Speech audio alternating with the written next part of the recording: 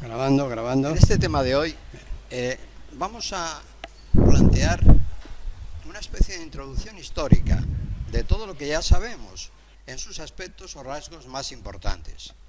Es decir, vamos a ver cómo el mundo en los últimos 30 años, las 3 últimas décadas o 4 últimas décadas, se ha movido en un panorama de lucha de poderes hegemónicos entre grandes potencias. Ya vimos cómo se desmoronó el bloque soviético. Vimos también cómo Estados Unidos ha pretendido, desde el área occidental y del libre mercado, controlar la mayoría de los resortes del poder económico mundial a través del control de las grandes organizaciones, la ONU, el Consejo de Seguridad, el Consejo Económico y Social de la ONU, también el Fondo Monetario, el Banco Mundial, la Organización Mundial del Comercio, etc. En este panorama no solamente hay elementos económicos, sino que el statu quo mundial actual también se define por luchas hegemónicas de otros bloques o áreas que han surgido también con fuerza hegemónica. Por ejemplo, hace 50 años prácticamente el país asiático más importante, la China comunista, de Mao Zedong, bueno, era un país sumido en la dictadura comunista, con poca libertad y con una renta per cápita minúscula, que no llegaba a los $100 por persona al año, $100. Ahora la renta per cápita de China se sitúa ya en niveles próximos a los de los países avanzados, no sé exactamente, pero del orden de 800 a 1.000 millones, de 800 a 1.000 euros,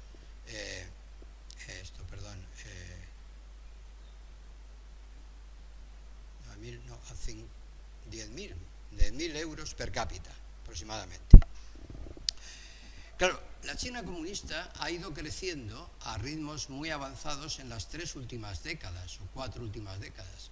Tasas anuales de crecimiento que prácticamente eran desconocidas en un país grande y enorme como es la China comunista, el país más poblado del mundo, con más de 1.400 millones de personas. Porque las tasas de crecimiento eran del orden del 10%, 9, 12%, 10-12% durante muchos años. Ese ritmo de crecimiento acumulativo ha permitido que la riqueza se haya expandido y también la capacidad de renta per cápita. Sin embargo, desde el punto de vista político, hemos visto cómo la China comunista le está costando mucho entrar en un verdadero proceso democrático y por consiguiente subsisten las estructuras comunistas, que son una dictadura, donde no hay libertad en muchos ámbitos de la vida social y de la convivencia. Por ejemplo, pues está vedado Internet en muchos aspectos, totalmente censurado en algunos aspectos, que hacen referencia a la libertad, etcétera. Y también pues en aspectos de natalidad ha habido un control muy férreo de la producción de procreación, etcétera. Por lo tanto, el problema de la China es un segundo foco importante que, junto a la antigua Unión Soviética, hoy Rusia, ya no comunista, sino que se ha introducido en el terreno de las libertades occidentales, pero mantiene una cierta predisposición a ser opositora y, digamos, dar fuerza a su hegemonía frente a Estados Unidos. Y por lo tanto practican unas políticas de concertación y equilibrios internacionales que no tienen mucho que ver con el sistema de libertad de mercado y con el sistema de democracia occidental, sino que la Rusia actual en alguna medida se identifica con países árabes, con países del tercer mundo, digamos, que protestan de determinadas estructuras, e incluso con algunos países comunistas como Cuba, la Cuba comunista, que ahora está incentivando o acelerando también sus relaciones con Rusia, y la China comunista, por supuesto, etcétera. Sin embargo, también durante los años 70 y 80, 70 sobre todo, hubo una guerra, la guerra de Vietnam. Como saben ustedes, en el sudeste asiático el comunismo, desde la mano de China, avanzaba a ritmo muy acelerado. ese avance del comunismo en Asia era muy peligroso para el mundo occidental y por consiguiente Estados Unidos se consideró como líder relativo del orden mundial occidental en la obligación de declararle una guerra para que el comunismo no avanzara hacia el sudeste asiático. Y entonces se planteó la guerra de Vietnam, que fue de alguna manera perdida por Estados Unidos, hasta que el presidente Nixon, precisamente en los años 70, el mismo presidente que rompió se acordarán, los pactos de Bretton Woods, es el mismo que retiró las tropas de Vietnam, después de haber fracasado en el intento de parar el avance comunista en Vietnam del Sur, procedente de Vietnam del Norte. Sin embargo, también hubo una guerra en los años 50, la guerra de Corea, que permitió establecer un límite al avance del comunismo del norte, comunismo de Corea del Norte, hacia Corea del Sur. Por el paralelo 38 se dividieron las dos Coreas en dos partes, parte norte, parte sur, en los años 50, y de ese modo también se estabilizó el avance del comunismo. Por otro lado, hay otro país asiático que junto con la China forman de alguna manera un centro de gravedad del mundo en cuanto a poder político y económico, que es India. Porque India, aunque no es comunista, nunca lo ha sido, pero tiene un sistema especial de estructura social, que está basado todavía en las castas. De manera que en la India nos encontramos todavía con clases sociales que constituyen compartimentos estancos entre sí y que no hay entre ellos una, digamos, compenetración o una posibilidad de tránsito de unas clases sociales a otras. Y por consiguiente es un área, un país también muy densamente poblado, porque estamos hablando de 1.100 millones de habitantes en la India. Por cierto, el ritmo al que crece la India es muy superior en población al ritmo al que crece la China comunista, por lo tanto le va a superar, transcurrido probablemente 20 o 30 años, simplemente va a superar el volumen de población de India a China comunista, a no ser que en China comunista se abra la libertad de procreación y se permita a las familias tener el número de hijos que deseen.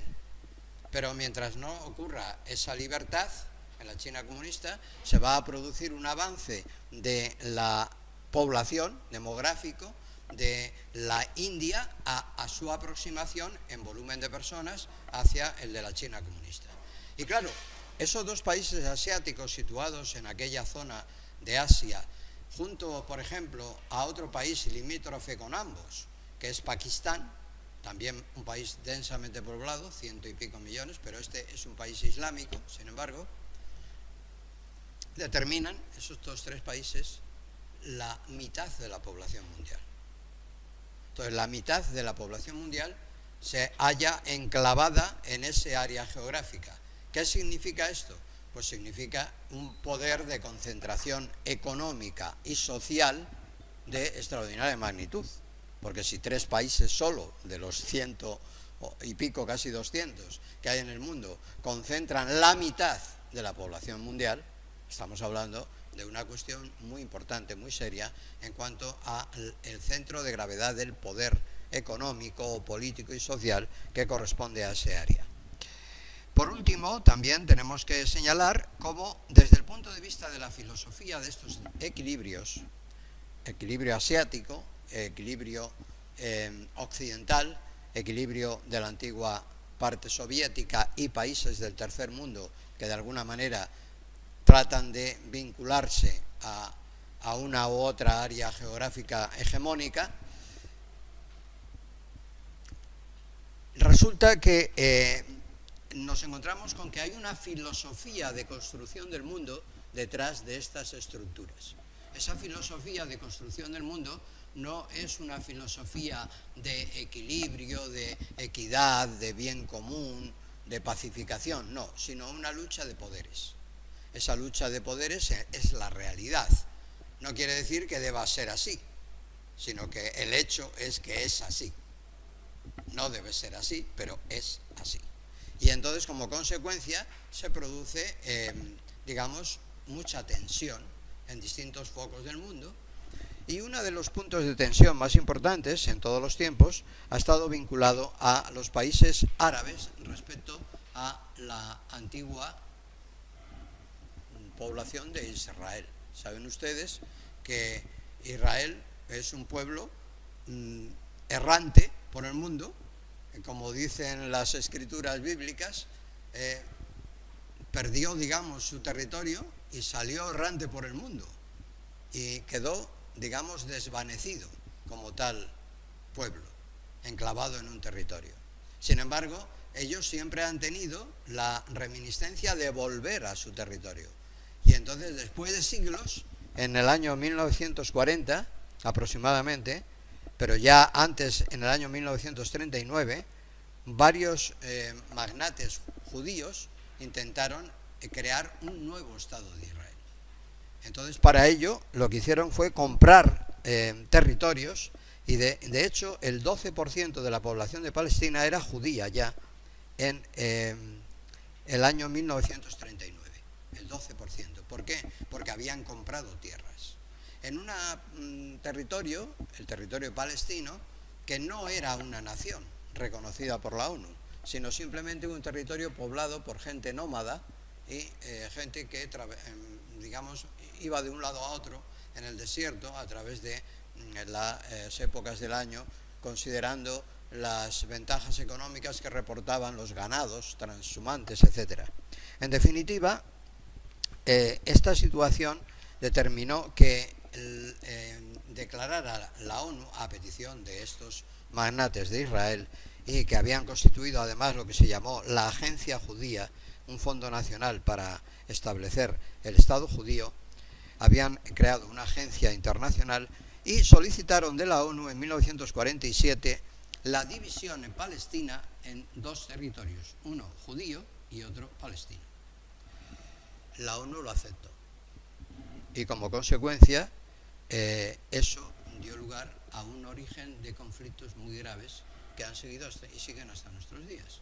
El conflicto deriva de varias razones. En primer lugar, que la Liga Árabe, encabezada por la mayoría de los países árabes, quizá en primer lugar Arabia Saudita, pero también Irán, Irak, etcétera, Egipto, entre otros, rechazan la creación de un Estado judío en el territorio de Palestina, porque consideran que unos pobladores, digamos, que compran tierras, no pueden acceder a crear un Estado dentro de lo que ya se había considerado una zona, digamos, independiente, aunque no había alcanzado el estatus de nación, que era Palestina. Pero Palestina también ha solicitado la creación de un Estado palestino, con lo cual resulta que en un mismo territorio quiere haber dos estados.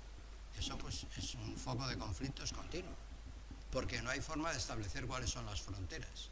De hecho, los israelíes, a través de la Liga Árabe, siguen comprando territorios, porque claro, el pueblo judío, aunque es un pueblo errante, también ha mantenido cierta unidad entre sí y ha permanecido con un gran poder económico a lo largo de los tiempos, y es un pueblo relativamente rico en riqueza material, con lo cual eso le permite adquirir esas tierras, y en la medida en que adquieren las tierras, como propietarios quieren una expansión de las lindes o límites que establecieron Naciones Unidas en 1947 para el territorio de Israel. Esto ha dado lugar a varias guerras.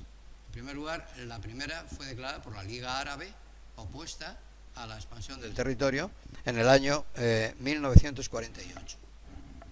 Pero ha habido guerras sucesivas. No voy a entrar en detalles de todas estas guerras, pero simplemente recordar que la Segunda Guerra fue en el año 1956, aproximadamente cada 10 años, la tercera en 1967, la cuarta en 1973, y después ha habido otras, esa es árabe frente a Israel, pero después ha habido otras guerras también en el área, porque algunos países árabes además han querido expandir su territorio, no a costa ya de Israel, sino de otros incluso países árabes. Por ejemplo, Irak pretendió ampliar su territorio contra la República de Irán, cuando todavía no habían llegado los ayatolás, es decir, cuando todavía Persia era un país dirigido por el Shah de Persia en 1978 y no estaba dirigido por los ayatolás, que son los, digamos, líderes fundamentalistas islámicos que después han construido en el mismo territorio persa lo que se llama hoy Irán, que es un país totalmente islámico fundamentalista. A la vuelta, desde París, donde estaban emigrados estos llamados líderes religiosos o ayatolás del Irán. Entonces, cuando volvieron, en el año 1978, organizaron un Estado islámico fundamentalista. Pero previamente, en el año 78 también, en ese mismo año, Irak invadió el territorio de Irán para apropiarse de la producción de petróleo, porque la suma del petróleo producido en Irak más el petróleo producido en Irán constituirían una fuerza suficiente, equivalente a toda la potencia petrolífera de Arabia Saudita, que es la principal potencia petrolífera del mundo. De manera que estos dos países unidos. Por eso Irak quería conquistar Irán para convertirse en el líder de la producción petrolífera. Pero claro, esto le salió mal y perdió la guerra, Irak. Encabezada ya esa guerra por el líder, supongo conocido, no sé si ustedes habrán oído hablar de él, Saddam Hussein.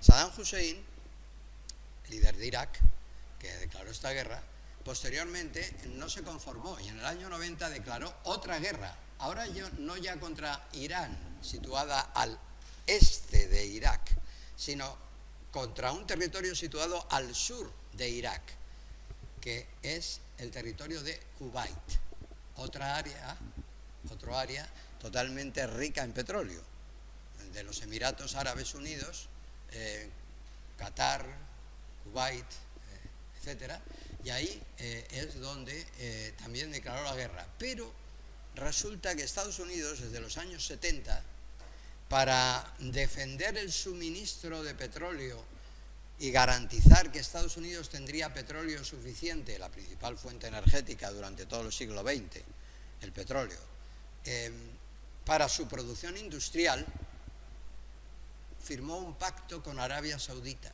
en 1970, cuando era secretario de Estado el entonces conocido Henry Kissinger, ministro de Asuntos Exteriores de Estados Unidos de Nixon.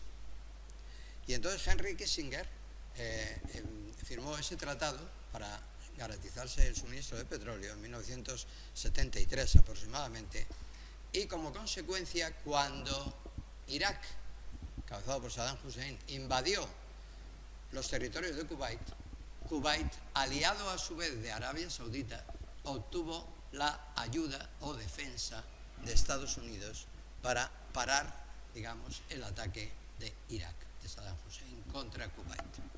Y eso originó otra guerra en 1991. Por otro lado, desde el punto de vista soviético, Afganistán, una zona limítrofe al mar Caspio, que resulta que ha dado lugar a la segunda gran zona rica en gases petrolíferos y petróleo, el mar Caspio. Resulta que Afganistán también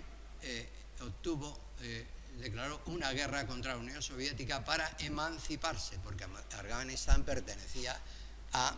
estaba controlada de alguna manera a la antigua Unión Soviética. Entonces esto dio lugar a otra guerra, la primera guerra de Afganistán, en el año 1979, de la URSS contra Afganistán, que quería ser país independiente, justo cuando se desmorona la Unión Soviética, en el año 1979, ¿se acuerdan? La caída del muro de Berlín. Y entonces Estados Unidos apoya la independencia afgana de Afganistán. Y surge un líder que se llama Osama Bin Laden. Osama Bin Laden, el líder de la primera guerra de Afganistán, apoyado un rico saudí que había emigrado a Afganistán, pero de familia muy rica, y que había constituido un núcleo de defensa llamado Al-Qaeda, la base, en árabe, la base, Al-Qaeda. Y Al-Qaeda consiguió parar los pies, digamos, y obtener la independencia de Afganistán respecto a Rusia, con la ayuda de Estados Unidos. Pero cuando acabó la guerra, Afganistán ya no quiso la ayuda norteamericana, sino que quiso que Estados Unidos se fuera de allí. Y entonces esto motivó que después de la guerra del Golfo, que preparó el entonces presidente de Estados Unidos, Bush padre, en 1990 contra Kuwait,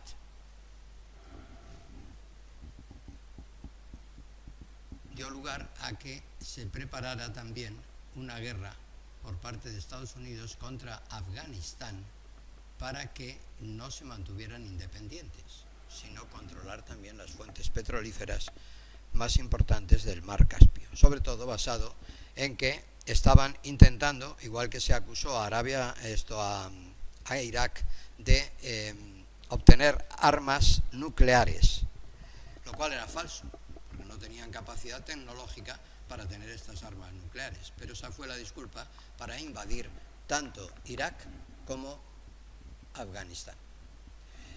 El resultado, bueno, en Afganistán también se invadió porque era un país fundamentalista que pretendía crear una estructura islámica parecida a lo que hoy se conoce desde hace pocos años, 3, 4 años, como Estado Islámico Independiente,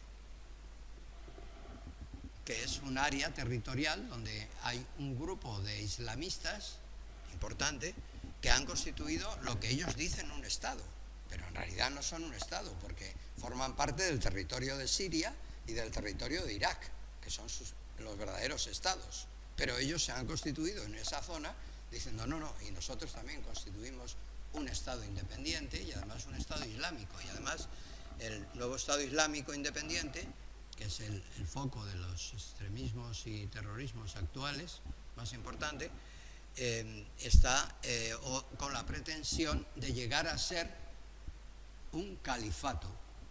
¿Qué es eso? El califato es la fórmula adoptada por Mahoma en el Corán para establecer la gran potencia islámica del mundo. Es decir, que en el Corán se prevé que la religión islámica dará lugar a un Estado islámico, y ese Estado islámico será tan importante que controlará a todo el área mundial, todas las áreas mundiales. Y eso es lo que se llama el Estado Islámico o califato. De hecho, a lo largo de la historia ha habido varios califatos. Primero hubo un califato en el área de Jordania, a la muerte de Mahoma, pero los omeyas, ya saben ustedes que son unos antiguos califas del territorio jordano.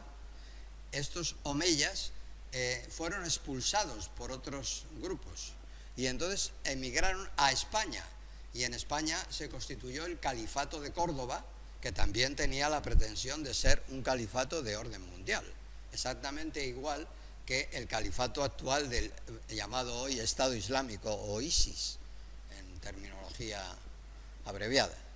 En definitiva, estamos ante un panorama donde aparece una tensión que no solamente es política y económica, que no solamente es de estructuras hegemónicas y de estructuras demográficas, como hemos señalado antes, sino que también es de estructuras religiosas, en el sentido de que esta estructura islámica pretende fundamentarse en una religión, la religión islámica y la ley sharia, que es la ley fundamental por la cual Mahoma determina que se tiene que regir el Estado Islámico. Donde ya saben ustedes que a una mujer adúltera se la lapida, etcétera, y en fin, los hombres adúlteros, sin embargo, no tienen ninguna penalización, en fin, es un poco especial, por no decir otra cosa. Entonces, en definitiva, estamos ante un panorama verdaderamente complicado desde el punto de vista de estas estructuras, no solamente, ya digo, de carácter social, político y económico, sino también de carácter terrorista, religioso, militar y fundamentalista islámico.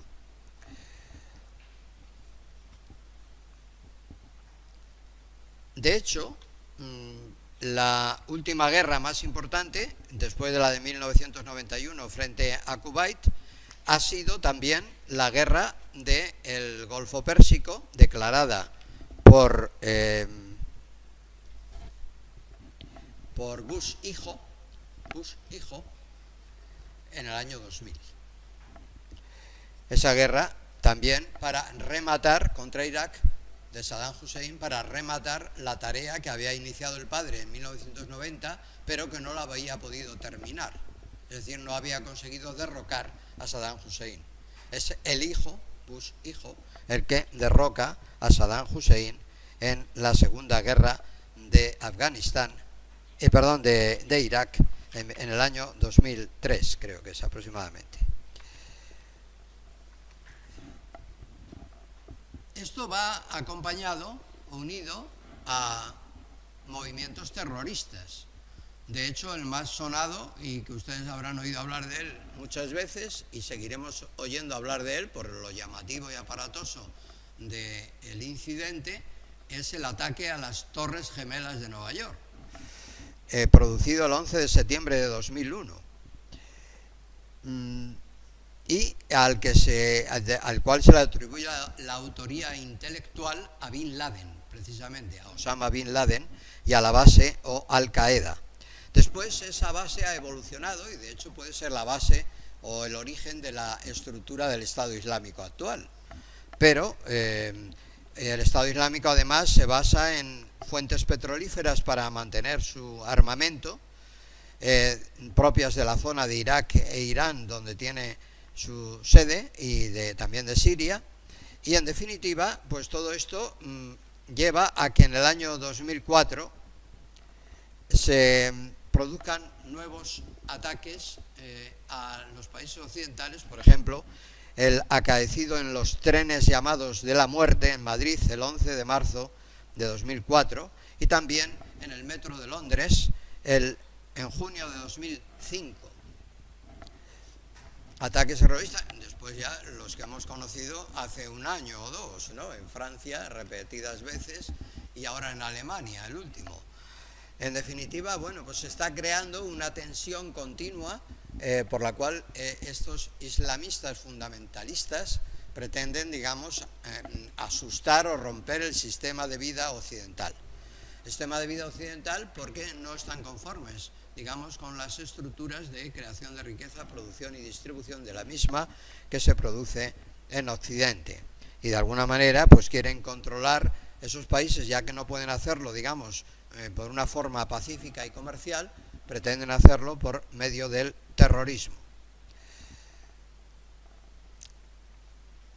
En los años 90, además, hubo una crisis económica considerable como consecuencia de un exceso de producción, de sobreproducción, se había ido acumulando durante los años 70 y 80. Ya saben que había un gran problema de deuda, el problema de deuda de los países pobres del mundo con respecto a los países ricos, que se arrastra desde los años 70 y 80, de la salida de la crisis del petróleo.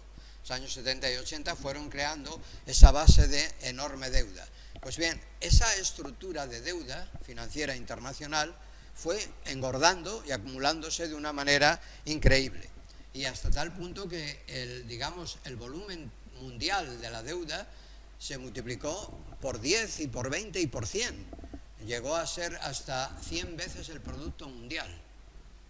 Entonces esas cifras astronómicas de deuda financiera internacional generaron un problema de equilibrio de los cobros y débitos recíprocos internacionales, y en definitiva obligaron a un ajuste internacional que se desencadenó en una crisis de los años 90.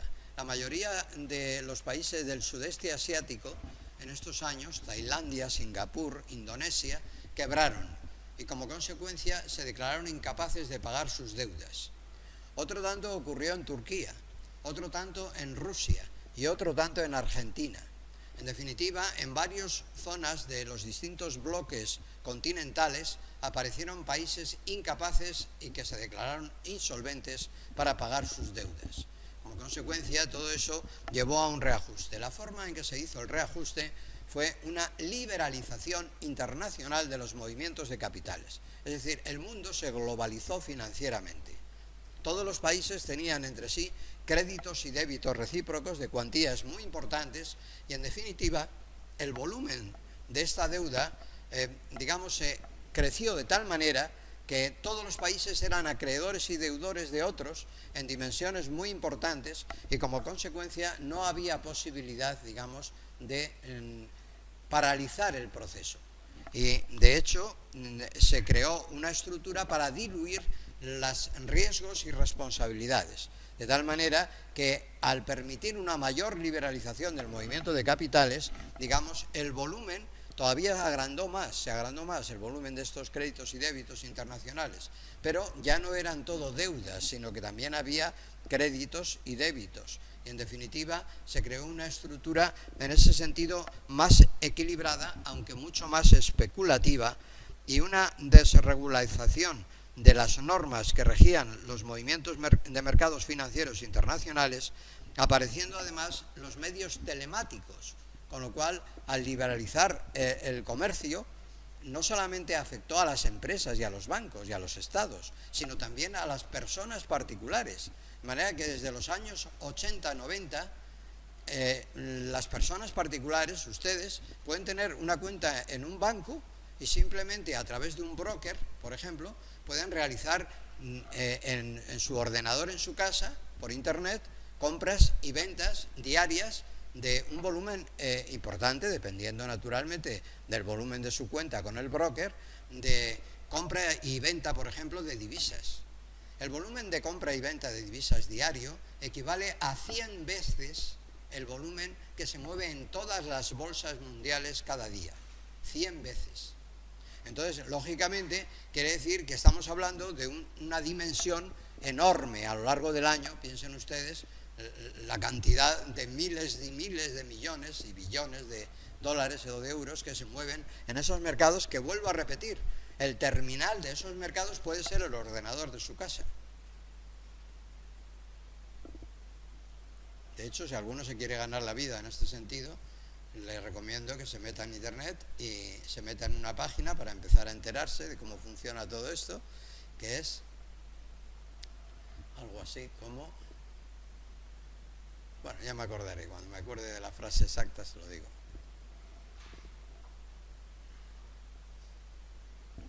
Ya me acordaré. Pero si quiere usted ganarse la vida o algo así, dice, ¿cómo se puede ganar la vida comprando y vendiendo divisas en el mercado binario? Pero bueno, ya mañana les digo el título exacto de la página para que ustedes la metan y puedan acceder a mucha información que hay, y además hay cursos gratuitos, con lo cual ustedes pueden, a través de esa página, entrar en ese mercado. De hecho, yo entré y estuve un tiempo entrando en él durante 6 meses o un año. Al final no gané mucho, lo comido por lo servido, gané un poquito y bueno, pues ya decidí abandonarlo, sobre todo porque los brokers hacían trampas. Si no hubieran hecho trampas yo hubiera ganado, pero como hacían trampas, es decir, te retiraban la operación antes del momento o cerraban el cupo cuando justo iba a vencer la operación, en fin, hacían trampas. Y como hacían trampas informáticas, pues entonces yo ya me di de baja.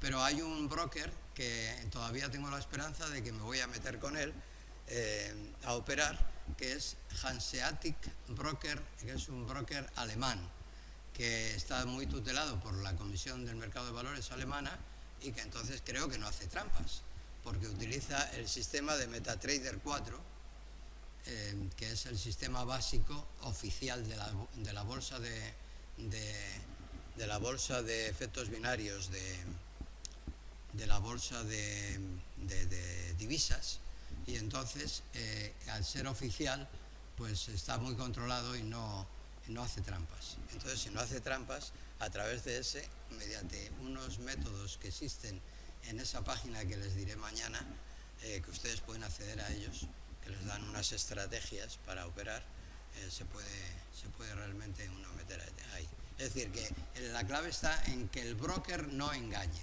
Si el broker no engaña, y creo que este broker, Hanseatic Broker House, alemán, no engaña, si no engaña y utiliza el sistema oficial de MetaTrader 4, entonces se puede realmente operar.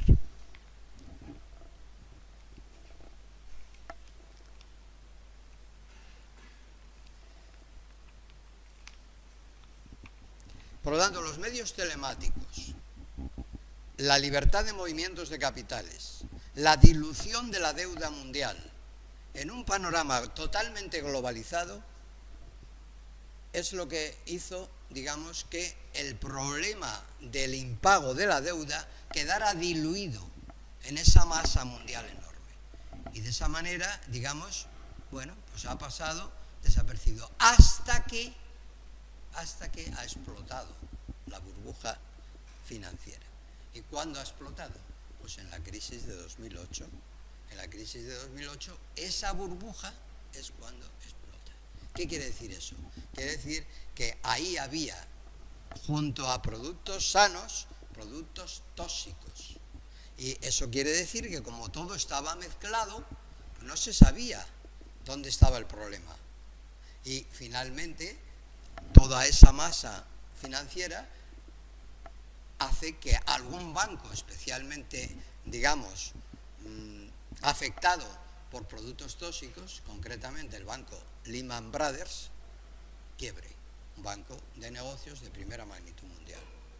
Entonces, como no fue ayudado por las autoridades monetarias norteamericanas para salvarle de la quiebra, ese banco se hundió. Y fue el desencadenante del pánico internacional que se creó porque había muchos otros bancos importantes que también tenían importantes cantidades de productos tóxicos. Pero esto lo veremos con más detalle al hablar en el próximo capítulo, el próximo tema de la crisis de 2008, así como sus causas desencadenantes, tanto desde el punto de vista estructural de las causas como desde el punto de vista coyuntural del momento concreto en el que se produce la crisis. Y veremos entonces cuáles pueden ser los problemas derivados de esa gran crisis y las consecuencias. Por otro lado, muchas áreas geográficas han intentado agrupar sus fuerzas en uniones. Tenemos el ejemplo europeo, por supuesto, pero también tenemos ejemplos en Latinoamérica y también incluso en el mercado común norteamericano o NAFTA.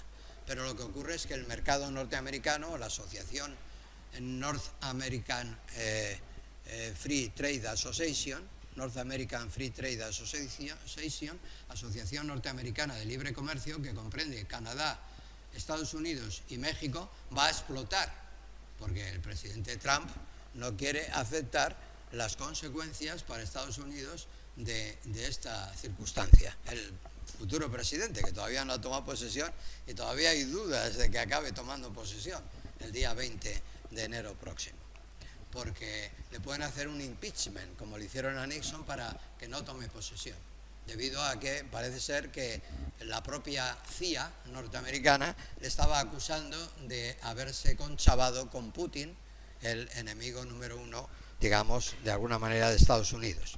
En definitiva, estamos en un momento mundial de enorme tensión internacional, que además tiene repercusión política, militar, religiosa y económico-financiera en todos los países, y donde ya ningún país se puede considerar un país independiente, sino que todos, a través de los mercados financieros, aparecen totalmente involucrados cada día en esas operaciones y en esos resortes y mecanismos de interdependencia entre unos y otros que motivan una situación de enorme riesgo y dificultad para entender cuál va a ser la evolución inmediata de esta estructura económica mundial. A lo largo y al final del siglo XX, por lo tanto, podemos decir que se presentan multitud de problemas internacionales. Las estructuras institucionales del Fondo Monetario y del Banco Mundial ya no resuelven los nuevos problemas del mundo. haría falta una reforma de estos organismos. En segundo lugar, tenemos una Unión Europea que no acaba de despegar hacia la unión política, otro problema importante. Por otro lado, tenemos nuevos focos o fuentes de poder en Asia, como son, he dicho antes, China, India, etc. Y finalmente tenemos un mundo subdesarrollado, un área enorme en África y parte de Latinoamérica y también parte de Asia, donde nos encontramos con países extremadamente pobres.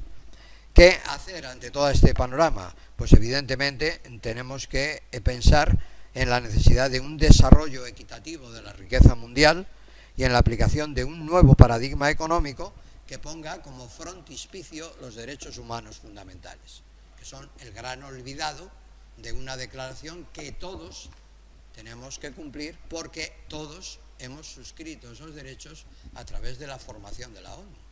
Y es la propia ONU la que de alguna manera necesita revitalizarse para hacer vigentes y hacer efectivo el cumplimiento de esos derechos en todos los países del mundo.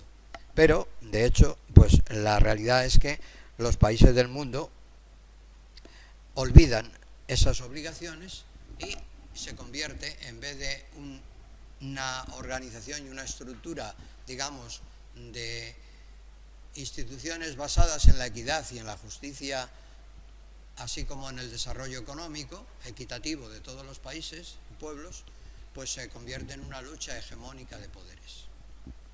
La ley del más fuerte en el mercado. Y bueno, estamos ahí en una dicotomía entre lo que es la realidad y lo que debe ser. De hecho, ¿cuál es la meta? La meta o objetivo sería lo que ya dijo Kant hace más de 2 siglos, el filósofo Kant. Dice textualmente: el designio del hombre está en llegar a una sociedad civil que administre el derecho en general, una sociedad en que se encuentre unida la máxima libertad con el poder irresistible, es decir, llegar a una constitución civil perfectamente justa. Bueno, es un desideratum al fin de los tiempos. Ya sabemos que mañana no lo vamos a conseguir. Si avanzamos en esa dirección, vamos en el buen camino. Si retrocedemos en esa dirección, vamos en el mal camino. Porque está a las puertas el choque y la confrontación. Por lo tanto, no tenemos más remedio que avanzar en la dirección correcta. Y ahí está el dilema. Pero es un dilema que no solamente vale, como dijo Kant, para el designio del hombre y del mundo, sino también el designio de nuestras propias vidas. Esa es la disyuntiva, o avanzar en ese camino o retroceder.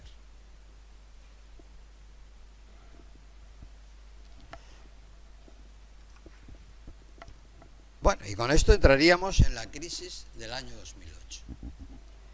La crisis del año 2008 hay que entenderla como la explosión de un proceso histórico largo.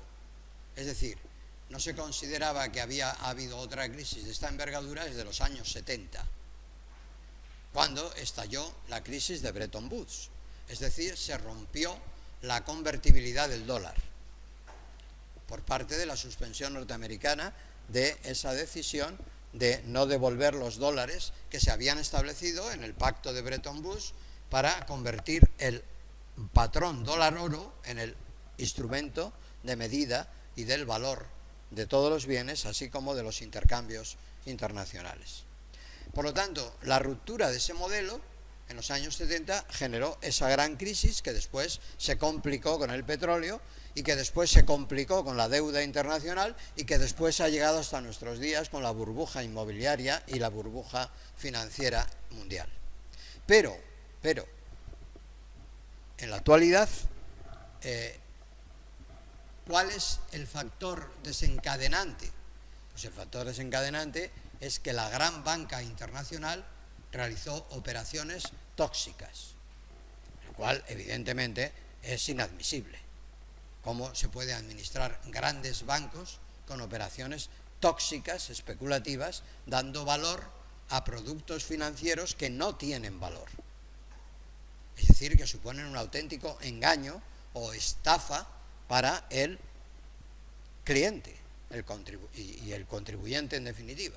Al final, ese problema de la especulación totalmente, digamos, extremada por parte de la gran banca internacional, que llevó a la quiebra de Lehman Brothers y después de otros bancos muy importantes internacionales que luego especificaremos, en realidad ese problema está totalmente engarzado con el modelo de estructura político-económica que está dominando el mundo actual. Por lo tanto, ya hemos hablado de esta cuestión en otros días. Es decir, ¿qué modelo queremos? ¿Queremos un modelo de mercado donde se permite este abuso de poderes o queremos una estructura más justa y equilibrada? Evidentemente, para entender verdaderamente el origen de la crisis de 2008, primero hay que conceptuar los elementos, saber qué significa cada cosa.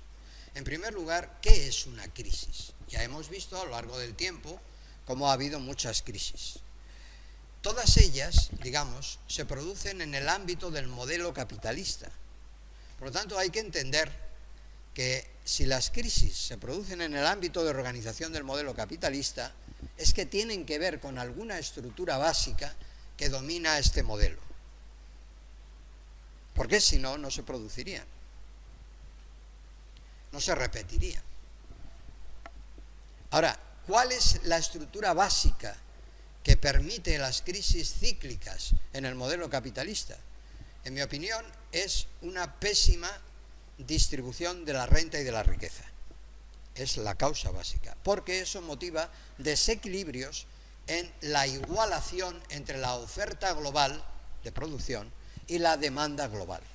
De manera que la demanda global se concentra en pocas manos y entonces no es suficiente para absorber toda la capacidad de producción, entonces se producen desequilibrios o sobreproducciones o infraconsumos, que es lo mismo. En definitiva, un desajuste entre oferta global y demanda global que determina la aparición de las crisis. Esta idea también es keynesiana, de alguna manera, porque Keynes fue el primero que habla de una insuficiencia de la demanda global como elemento básico de las crisis. Insuficiencia de la demanda global. Ahora bien, no es solo eso, es que esa insuficiencia, ese desajuste o esa pésima distribución de la renta y de la riqueza tiene a su vez otras causas más profundas que están en la filosofía económica, es decir, en el modo de conducta de las personas. Y el modo de conducta de las personas y del sistema organizado en base a esos modos de conducta es la causa más profunda que subyace a esos desequilibrios materiales entre oferta y demanda global. Y esa causa más profunda es la filosofía, que ya hemos hablado muchas veces, del interés propio, exclusivo y excluyente, del cual, digamos, el padre o preconizador más importante es Adam Smith, el padre de la ciencia económica moderna, del capitalismo. El equilibrio económico, dice él, se obtiene automáticamente dejando, digamos, que cada uno busque exclusivamente su propio interés, y dice que ese equilibrio será mejor que si se hubiera buscado el bien común. Esto es erróneo. Es decir, la clave está en que las conductas económicas tienen que compatibilizar en todo momento el interés propio legítimo de cada uno y el interés común a la vez. Y mientras no seamos capaces de hacer eso, compatibilizarlo, hacerlo compatible, cada uno en la medida que le corresponde, pues no funcionará el sistema de una forma ecuánime y equitativa. Pero claro, eso traducido a nivel de grandes instituciones significa que las instituciones tienen que estar también concebidas, entre ellas la más importante de las instituciones, que es la educación, de la misma manera. Pero si la educación y todas las instituciones, las leyes y la organización del sistema están concebidos de una manera equivocada, ya entonces sí que la conducta individual es muy difícil que se ajuste a un modelo lógico y equitativo. Por lo tanto, tenemos un problema grave. Tenemos un problema grave. ¿Qué podemos hacer? Pues simplemente avanzar en la dirección correcta. No vamos a ver la meta, porque llegar a la meta sería ilusorio. Pero sí podemos avanzar, conseguir pequeños avances en la buena dirección. Vuelvo a repetir, por lo tanto, la misma idea. Y eso es la vida. La vida no es, lo dijo Ortega y Gasset, más que un proceso histórico de futurición. Es decir, buscar el futuro, hacer futuro. Esa es la vida. Progresar en la dirección correcta. Eso es la vida. Pues bien, la vida en ese sentido individual también vale para la vida colectiva. Entonces, ¿qué son las crisis? Bueno, la crisis es un colapso. Un colapso. Es decir, el sistema de alguna manera explota. Eso es la crisis. Explota. ¿Qué quiere decir? Bueno, pues se produce un colapso. ¿Un colapso de qué? Pues de la actividad económica. ¿Por qué? Pues porque entra en juego los distintos mecanismos. Normalmente, si es una crisis que se pueden calificar de distintas maneras, de sobreproducción, quiere decir que no se vende todo lo que se produce. ¿Por qué? Pues porque no hay demanda. No porque no haya demanda potencial. Es decir, no porque lo que se produce no pudiera ser consumido por alguien. Sí, podría ser adquirido o consumido por alguien, pero ese alguien no tiene capacidad de compra. Porque, claro, solamente habría un exceso absoluto de sobreproducción si todos fuéramos ricos. Todos tenemos lo necesario y todavía se produce de más. Oiga, pues baje usted el ritmo de producción, porque sobra. Pero mientras haya muchos pobres en el mundo, quiere decir que hay un desajuste entre la sobreproducción y el infraconsumo.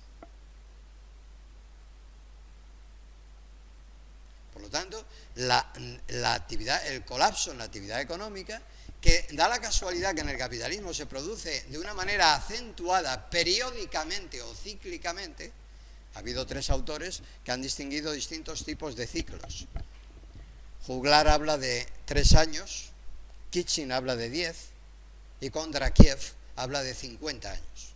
Cada 50 años se produce una gran crisis, cada 10 años se produce otra, según Kitchen, de menor importancia, cada 3 años se produce otra, según Juglar. En definitiva, están enlazadas entre sí, son sinusoides que van dentro de otras sinusoides mayor.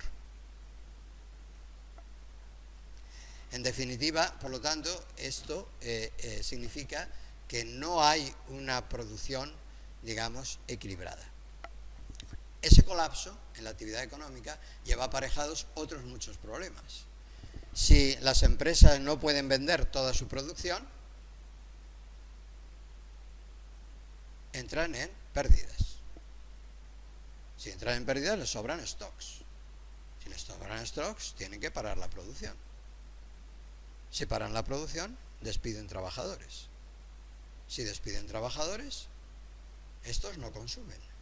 Si no consumen, todavía la empresa vende menos. Si vende menos, baja la producción. Y así un círculo vicioso que hace que la crisis se autoalimente. Es un círculo vicioso. También puede haber un círculo virtuoso que haga que la crisis, en vez de, digamos, retroceder, la crisis salga hacia adelante de una forma virtuosa. Surge el optimismo. Por ejemplo, supongamos que este año es el año del optimismo en España, porque ya llevamos 2 años creciendo el Producto Bruto del país que más crece de Europa, el 3%. Bueno, los demás países están en el 1, 1,5 como mucho Alemania. Y entonces surge el optimismo, todo el mundo se anima, todo el mundo trabaja, encuentra todo el mundo oportunidades, todo el mundo cree que va a poder encontrar trabajo, tal y cual, en fin, las empresas invierten y se produce un círculo virtuoso donde el crecimiento de la actividad económica se expande. Se exporta lo que sobra a países, se les da crédito a los países terceros que tienen que comprar nuestras exportaciones, en fin, un círculo virtuoso de crecimiento económico general. También las instituciones internacionales programan créditos sanos para aquellos que los necesitan, países o personas o empresas que van a poder devolverlos después de un periodo de tiempo, y eso incentiva el crecimiento de la inversión y de la nueva actividad económica, etcétera. Un círculo virtuoso. De manera que o estamos en un círculo depresivo, vicioso, o estamos en un círculo virtuoso y positivo, de bonanza. ¿Dónde estamos? Ahora depresivo todavía. Qué mal. Yo creo que estamos en el punto de inflexión, el punto de inflexión. A ver si nos decantamos ya por salir o seguimos todavía diciendo esto no hay quien lo arregle. La cuestión es avanzar, como todo en la vida. Entonces, ¿en qué consiste además la crisis de ese colapso? Consiste en un colapso de la actividad económica, pero que acaba afectando a todas las variables económicas y a todos los sujetos económicos. Lo que pasa es que no en la misma proporción. Acaba afectando a todas las variables económicas y a todos. ¿Qué les pasa a aquellos de allí? Están... bueno, a ver, y a todos los sujetos, ¿qué pasa? A ver, cuéntanoslo para reírnos todos. Todos tenemos ganas de reírnos un poco. Bueno, no afecta a todos en la misma proporción, ni afecta a todas las variables en la misma proporción. ¿Qué variables se ven afectadas? Pues evidentemente ya lo he dicho. En primer lugar, la producción, pero después la oferta, la demanda, el volumen de trabajo, los precios, los intereses, en fin, etcétera. Todas las variables económicas se ven afectadas. ¿Y cuáles son los efectos finales que produce la crisis? Hasta que no llegan los efectos finales, no hay posibilidad de que se inicie el proceso de recuperación. ¿Cuáles son? Pues un empobrecimiento general de todos. Como ha disminuido la actividad, todos nos volvemos más pobres.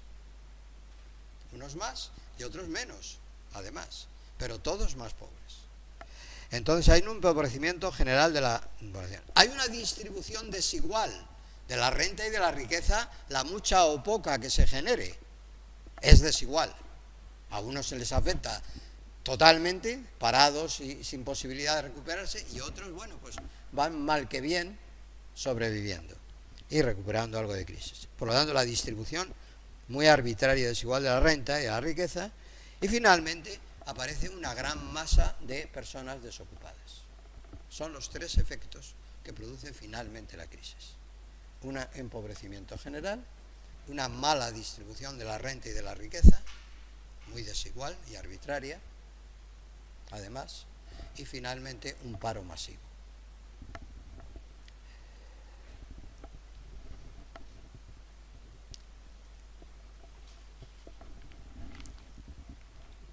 Por lo tanto, yo entiendo que si hay que determinar una causa importante estructural de las crisis, esa causa es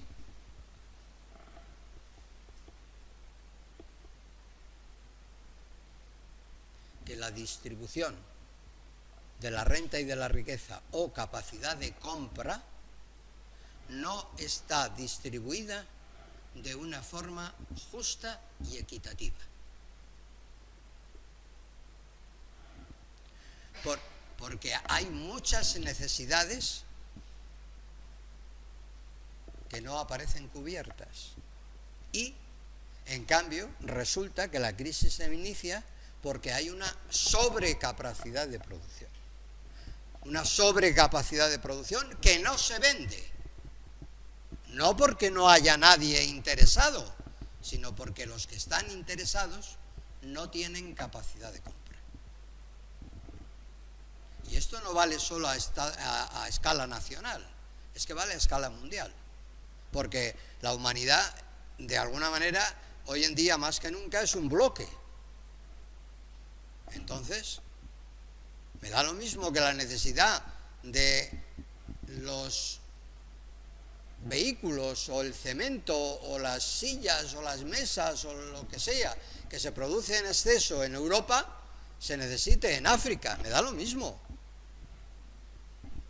Oiga, pues dele usted una capacidad de inversión, de desarrollo en África, vaya usted a llevar allí las fábricas porque es donde está el futuro, porque están allí las necesidades humanas. Entonces, ¿cómo se organiza eso? Pues esa es una cuestión científico-económica importante. ¿Quién es el responsable de eso? Pues el responsable de eso son, en primer lugar, las grandes instituciones internacionales para el desarrollo. El Banco Mundial, el Fondo Monetario, la Unión Europea, la ONU, etcétera, son los responsables, los grandes gobiernos. En fin, etcétera. Por lo tanto, tenemos ese problema. Entonces, la causa es siempre que hay un desajuste entre oferta global y demanda global. Pero aunque detrás de esa causa está la filosofía económica de Adam Smith. No nos olvidemos, porque eso es educativo. Mientras no cambie la educación y solo nos eduquen para luchar denodadamente contra el vecino de una forma, digamos, a ver quién vence y quién gana en esa lucha. Miren ustedes, una lucha entre iguales prácticamente no tiene solución. Son iguales, ¿cómo van a ganar uno al otro? Todos pierden, porque la lucha deteriora.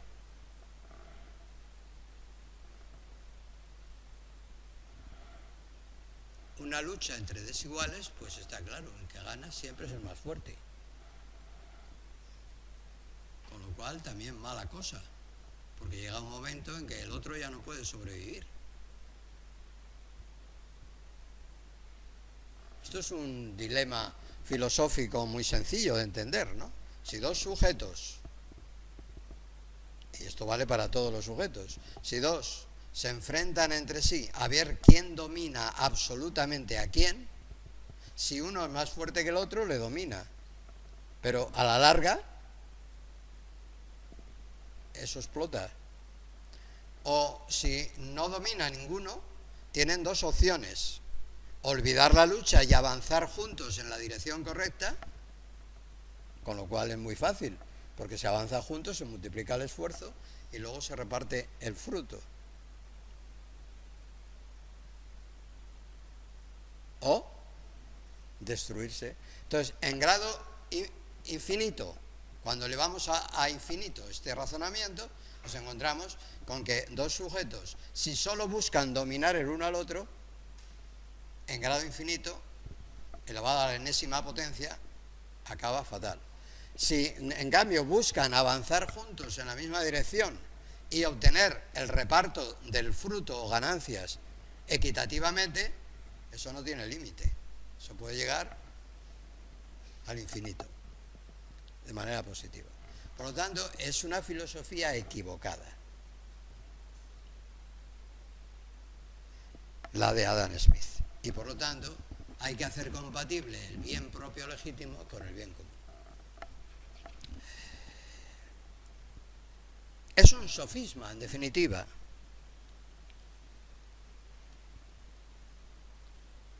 Un maniqueísmo. ¿Saben lo que es maniqueo?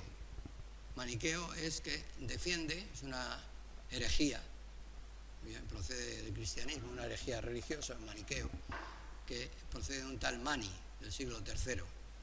Y maniqueo quería decir, Mani, que había dos principios, no uno, uno del bien y otro del mal, y que tienen tanta fuerza uno como el otro. Eso es falso. El mal no existe. Es la negación del bien, que es muy distinto. Lo que existe es el bien.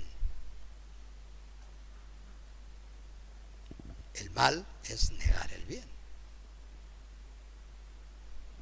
que ese tema es crucial, ¿eh? Entonces, el maniqueísmo es la filosofía del interés propio, de dos fuerzas contrapuestas a ultranza. No se puede sacar un bien. El terreno social, la convivencia. Eso es el maniqueísmo. Es decir, hay un factor filosófico. En segundo lugar, hay un factor pragmático de las crisis. Que el factor pragmático es el poder arbitrario y desigual que tienen los sujetos en los mercados como consecuencia de un proceso histórico. De manera que ustedes, unos son más fuertes que otros, tienen más poder económico y social porque proceden, han heredado más, proceden de una familia más rica, otra más pobre, en fin, etcétera, etcétera, circunstancias múltiples. A uno se le murió el padre, a otro no, y ese pues tuvo que luchar más y es más pobre que el otro, en definitiva. Pero claro, esa situación pragmática de diferencia de poder es otro factor que puede contribuir a las crisis desde el punto de vista de la lucha competitiva de poderes desiguales. Y en tercer lugar, hay un factor institucional, y es que el sistema está organizado con esas ideas o estructuras. Entonces, el sistema invita a luchar en esa dirección. Cuando una empresa se confronta a otra en el mercado, no piensa en decir, bueno, vamos a convivir los dos equilibradamente. No, voy a ver si me cargo a la otra empresa para apoderarme de todos sus clientes y de esa manera yo, en vez de ganar 5, ganar 25. Porque además, si no lo hago, lo va a hacer ella y entonces va a acabar conmigo. ¿No es así? Ese es el esquema en el que estamos inmersos. Luego hay un factor institucional que nos lleva también a esa lucha. Entonces, esa estructura son las tres causas fundamentales, filosófica, pragmática, de poder e institucional, las que conducen verdaderamente a las crisis. Y a la desigualdad distributiva, que determina, por lo tanto, la falta de equilibrio entre la oferta y la demanda global.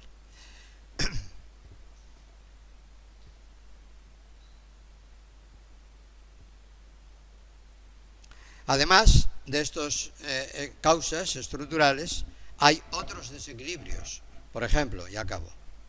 No han venido los que tenían que venir, estarán ahí fuera a lo mejor. Bueno, lo dejamos aquí, entonces. Mañana seguiremos.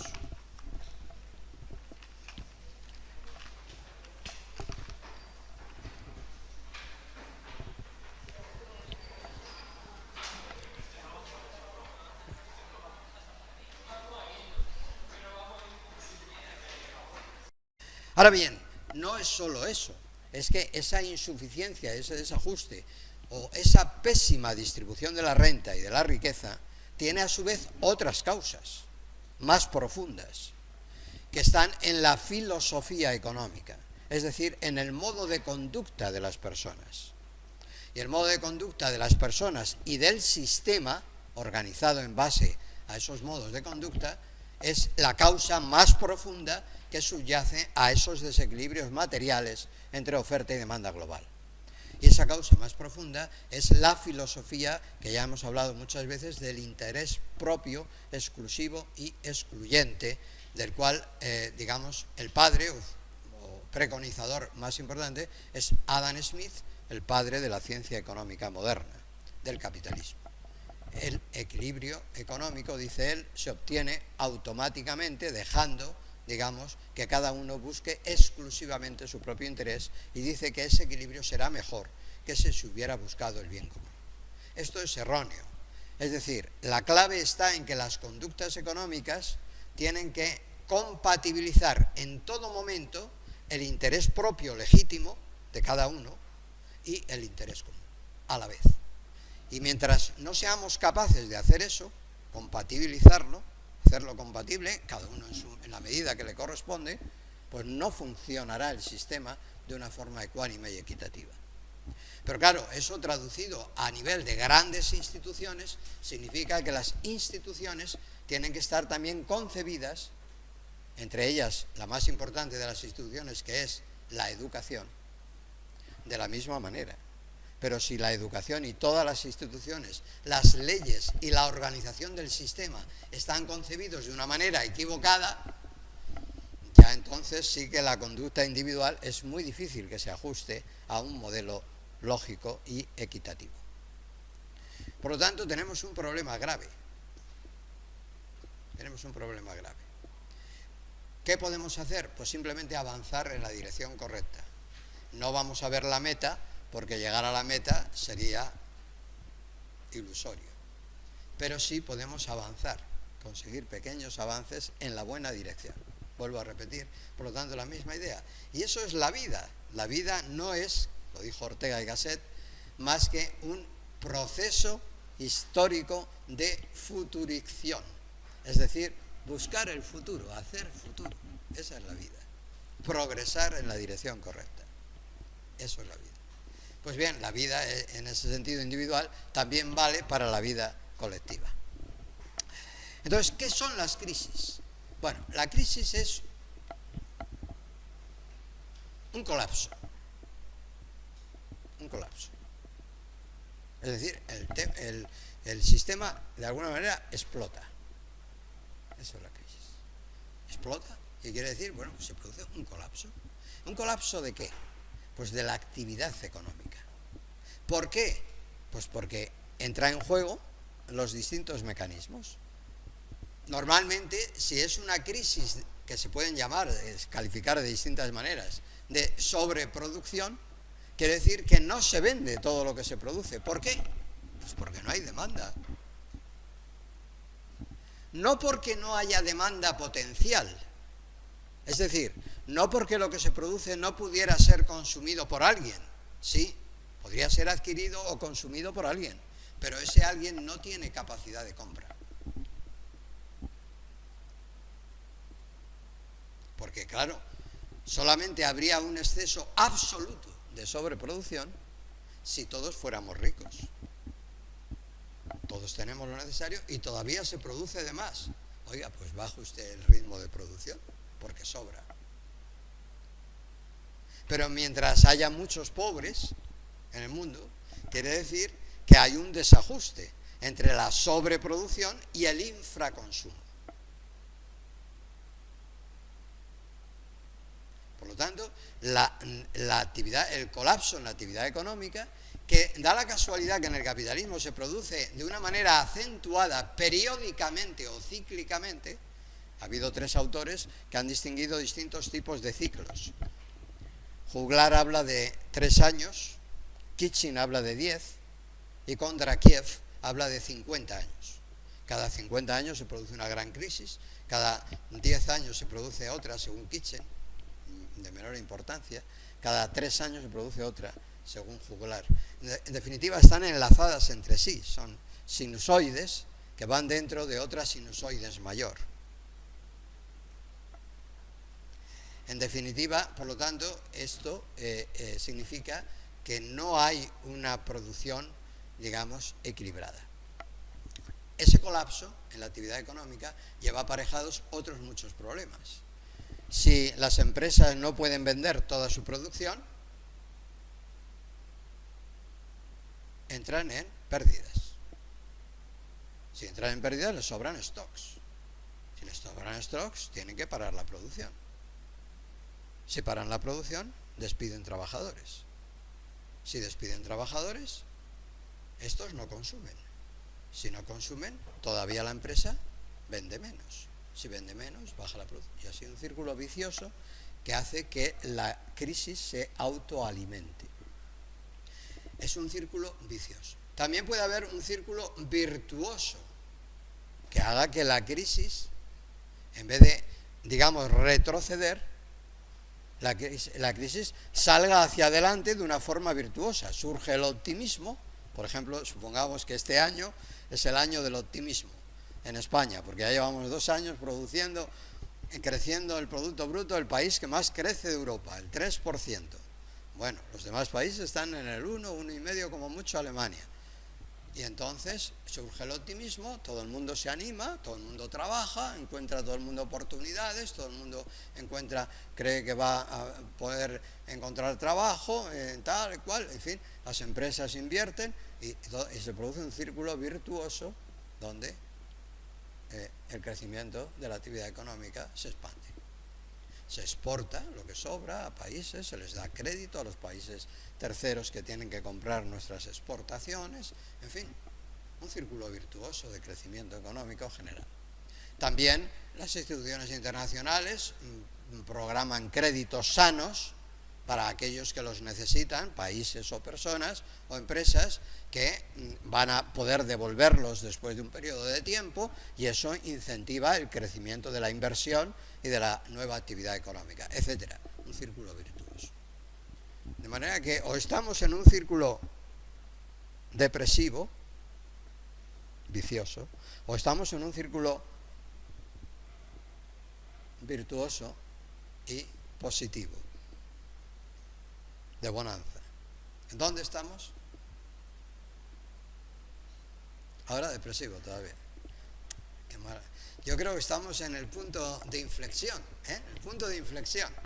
A ver si nos decantamos ya por salir o seguimos todavía diciendo esto no hay quien lo arregle. La cuestión es avanzar, como todo en la vida. Entonces, ¿en qué consiste además la crisis de ese colapso? Consiste en un colapso de la actividad económica, pero que acaba afectando a todas las variables económicas y a todos los sujetos económicos. Lo que pasa es que no en la misma proporción. Acaba afectando a todas las variables económicas y a todos. ¿Qué les pasa a aquellos de allí? Están... bueno, a ver, y a todos los sujetos, ¿qué pasa? A ver, cuéntanoslo para reírnos todos. Todos tenemos ganas de reírnos un poco. Bueno, no afecta a todos en la misma proporción, ni afecta a todas las variables en la misma proporción. ¿Qué variables se ven afectadas? Pues evidentemente ya lo he dicho. En primer lugar, la producción, pero después la oferta, la demanda, el volumen de trabajo, los precios, los intereses, en fin, etcétera. Todas las variables económicas se ven afectadas. ¿Y cuáles son los efectos finales que produce la crisis? Hasta que no llegan los efectos finales, no hay posibilidad de que se inicie el proceso de recuperación. ¿Cuáles son? Pues un empobrecimiento general de todos. Como ha disminuido la actividad, todos nos volvemos más pobres. Unos más y otros menos, además, pero todos más pobres. Entonces hay un empobrecimiento general de la población. Hay una distribución desigual de la renta y de la riqueza, la mucha o poca que se genere, es desigual. A unos se les afecta totalmente, parados y sin posibilidad de recuperarse, y otros, bueno, pues van mal que bien sobreviviendo y recuperando algo de crisis. Por lo tanto, la distribución muy arbitraria y desigual de la renta y de la riqueza, y finalmente aparece una gran masa de personas desocupadas. Son los tres efectos que produce finalmente la crisis. Un empobrecimiento general, una mala distribución de la renta y de la riqueza, muy desigual y arbitraria, además, y finalmente un paro masivo.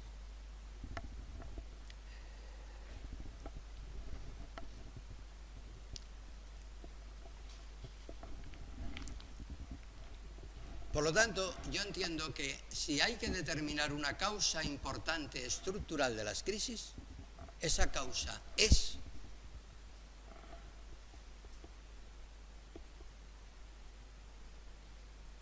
que la distribución de la renta y de la riqueza o capacidad de compra no está distribuida de una forma justa y equitativa.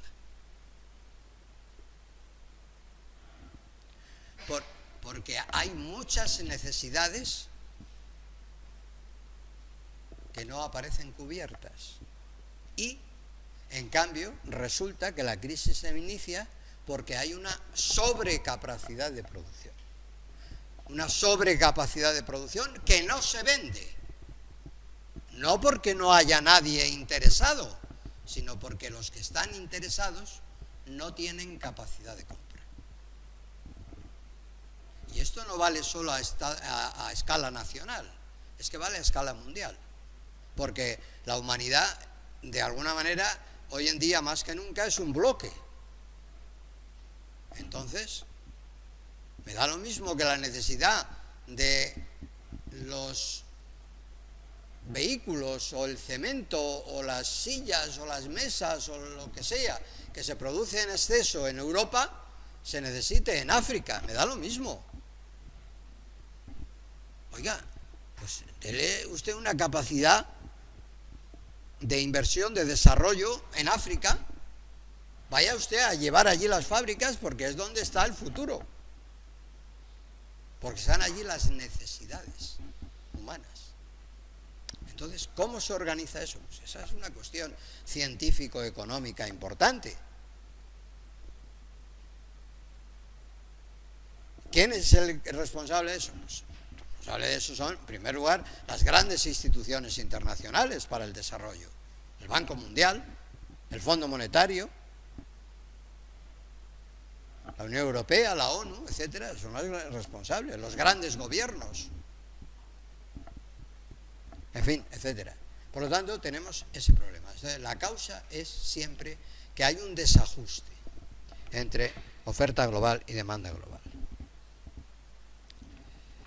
Pero aunque detrás de esa causa está la filosofía económica de Adam Smith. No nos olvidemos, porque eso es educativo. Mientras no cambie la educación y solo nos eduquen para luchar denodadamente contra el vecino de una forma, digamos, a ver quién vence y quién gana en esa lucha, miren ustedes, una lucha entre iguales prácticamente no tiene solución. Son iguales, ¿cómo van a ganar uno al otro? Todos pierden, porque la lucha deteriora.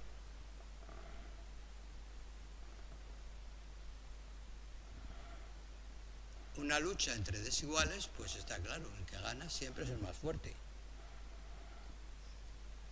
Con lo cual también mala cosa, porque llega un momento en que el otro ya no puede sobrevivir. Esto es un dilema filosófico muy sencillo de entender, ¿no? Si dos sujetos, y esto vale para todos los sujetos, si dos se enfrentan entre sí a ver quién domina absolutamente a quién, si uno es más fuerte que el otro, le domina. Pero a la larga, eso explota. O si no domina ninguno, tienen dos opciones: olvidar la lucha y avanzar juntos en la dirección correcta, con lo cual es muy fácil, porque se avanza juntos, se multiplica el esfuerzo y luego se reparte el fruto.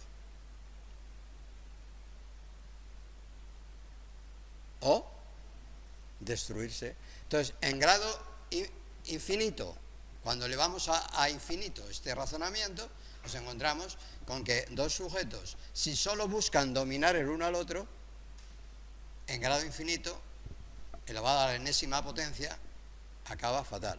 Si en cambio buscan avanzar juntos en la misma dirección y obtener el reparto del fruto o ganancias equitativamente, eso no tiene límite.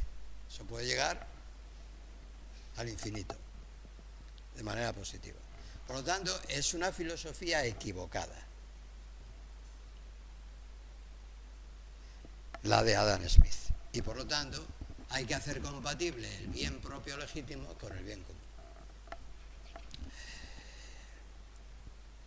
Es un sofisma, en definitiva.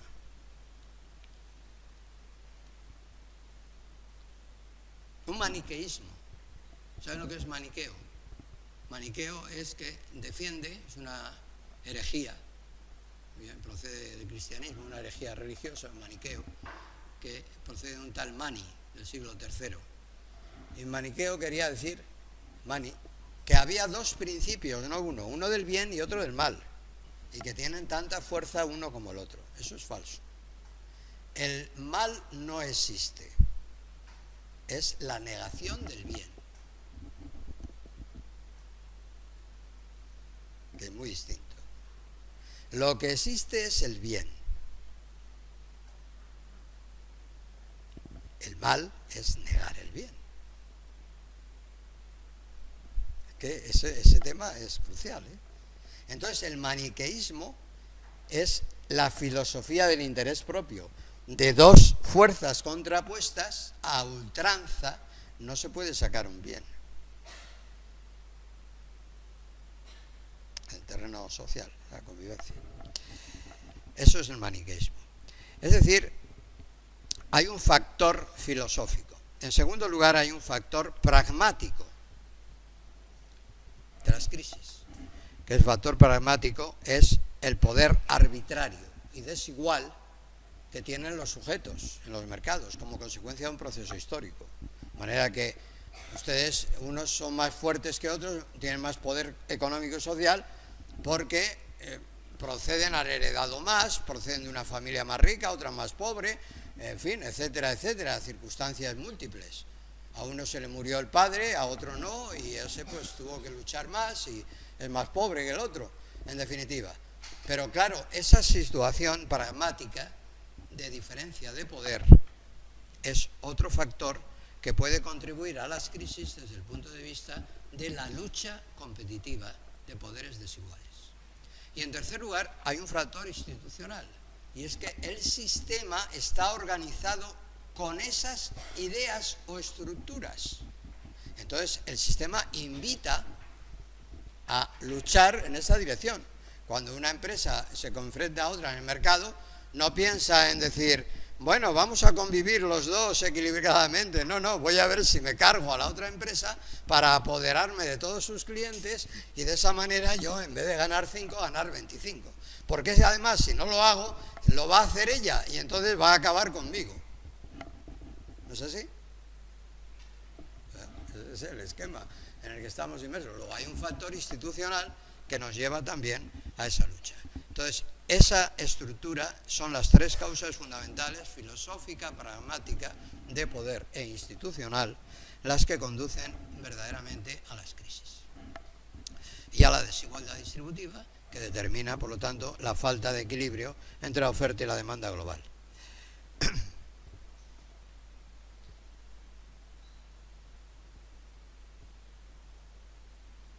Además de estas causas estructurales, hay otros desequilibrios. Por ejemplo, y acabo.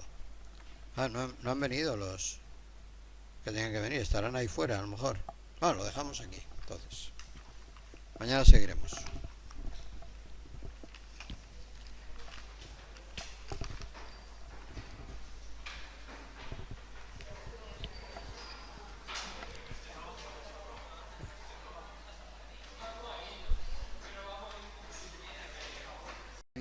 Filosófico muy sencillo de entender, ¿no?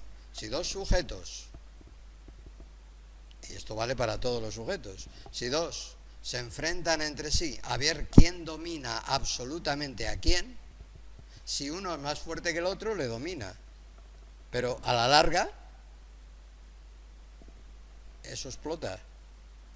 O si no domina ninguno, tienen dos opciones: olvidar la lucha y avanzar juntos en la dirección correcta, con lo cual es muy fácil, porque se avanza juntos, se multiplica el esfuerzo y luego se reparte el fruto. O destruirse. Entonces, en grado infinito, cuando elevamos a infinito este razonamiento, nos encontramos con que dos sujetos, si solo buscan dominar el uno al otro, en grado infinito, elevado a la enésima potencia, acaba fatal. Si en cambio buscan avanzar juntos en la misma dirección y obtener el reparto del fruto o ganancias equitativamente, eso no tiene límite. Eso puede llegar al infinito, de manera positiva. Por lo tanto, es una filosofía equivocada, la de Adam Smith. Y por lo tanto, hay que hacer compatible el bien propio legítimo con el bien común. Es un sofisma, en definitiva.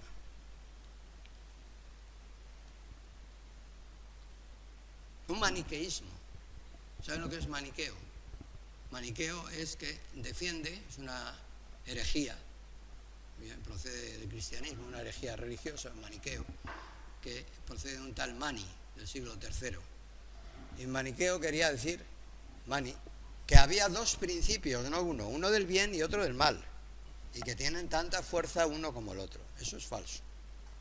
El mal no existe, es la negación del bien, que es muy distinto. Lo que existe es el bien. El mal es negar el bien. Que ese tema es crucial, ¿eh?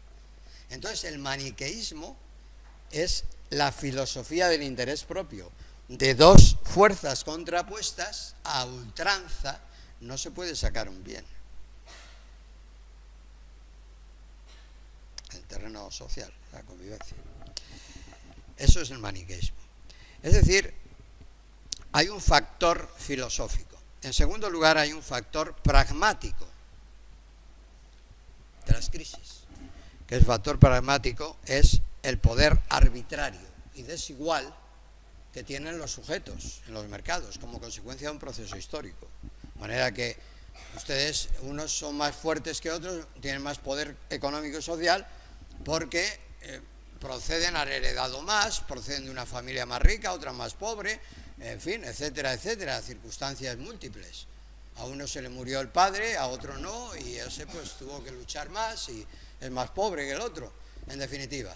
Pero claro, esa situación pragmática de diferencia de poder es otro factor que puede contribuir a las crisis desde el punto de vista de la lucha competitiva de poderes desiguales. Y en tercer lugar, hay un factor institucional, y es que el sistema está organizado con esas ideas o estructuras. Entonces, el sistema invita a luchar en esa dirección. Cuando una empresa se enfrenta a otra en el mercado, no piensa en decir, bueno, vamos a convivir los dos equilibradamente. No, voy a ver si me cargo a la otra empresa para apoderarme de todos sus clientes y de esa manera yo, en vez de ganar 5, ganar 25. Porque además, si no lo hago, lo va a hacer ella y entonces va a acabar conmigo. ¿No es así? Ese es el esquema en el que estamos inmersos. Luego hay un factor institucional que nos lleva también a esa lucha.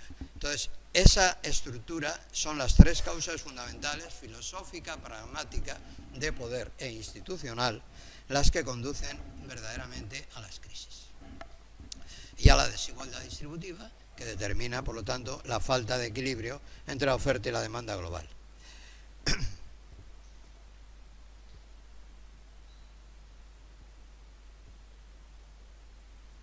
Además de estas causas estructurales, hay otros desequilibrios. Por ejemplo, y acabo. No han venido los que tenían que venir, estarán ahí fuera a lo mejor. Lo dejamos aquí, entonces. Mañana seguiremos.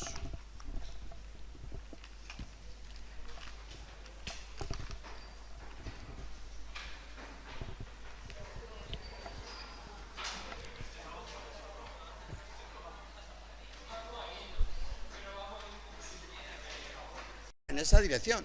Cuando una empresa se enfrenta a otra en el mercado, no piensa en decir, bueno, vamos a convivir los dos equilibradamente. No, voy a ver si me cargo a la otra empresa para apoderarme de todos sus clientes y de esa manera yo, en vez de ganar 5, ganar 25.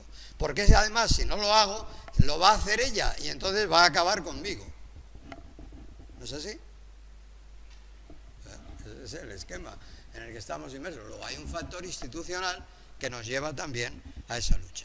Entonces, esa estructura son las tres causas fundamentales, filosófica, pragmática, de poder e institucional, las que conducen verdaderamente a las crisis. Y a la desigualdad distributiva, que determina, por lo tanto, la falta de equilibrio entre la oferta y la demanda global.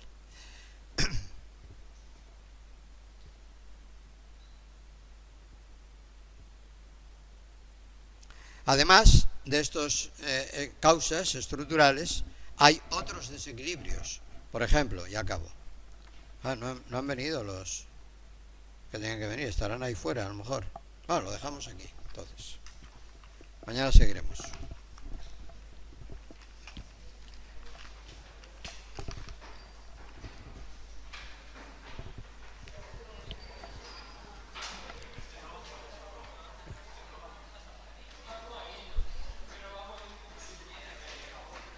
Y acabo. No han venido los que tenían que venir, estarán ahí fuera a lo mejor. Bueno, lo dejamos aquí, entonces. Mañana seguiremos.